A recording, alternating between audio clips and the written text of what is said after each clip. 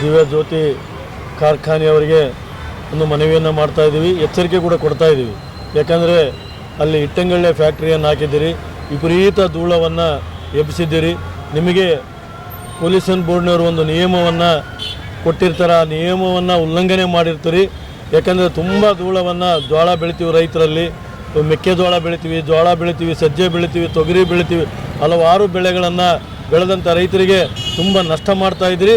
ಮತ್ತು ಇನ್ನೂ ಒಂದು ನೀವು ಕೂಡ ಧಮಕಿಯನ್ನು ಹಾಕ್ತಾಯಿದ್ದೀರಿ ರೈತರಿಗೆ. ಎಚ್ಚರಿಕೆ ಕೂಡ ಹೇಳ್ತಾ ಇದ್ದೀನಿ, ದಯವಿಟ್ಟು ರೈತರಿಗೆ ಪರಿಹಾರ ಧನವನ್ನು ಕೂಡ ನೀವು 1 ವರ್ಷದಿಂದ ಪರಿಹಾರ ಧನವನ್ನು ಕೂಡ ಕೊಟ್ಟಿಲ್ಲ.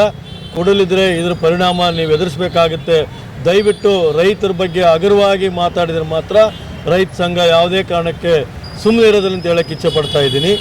ಮತ್ತು ಈ ಸಲ ತಕ್ಷಣವೇ ರೈತರನ್ನು ಕುಂದಿರಿಸಿ ಪರಿಹಾರವನ್ನು ಕೊಡುವಂಥ ಕಾರ್ಯಕ್ರಮ ನೀವು ಮಾಡಲೇಬೇಕಂತೇಳಿ ಈ ಮೂಲಕ ನಿಮ್ಮಲ್ಲಿ ಮನವಿಯನ್ನು ಮಾಡ್ತಾಯಿದ್ದೀನಿ.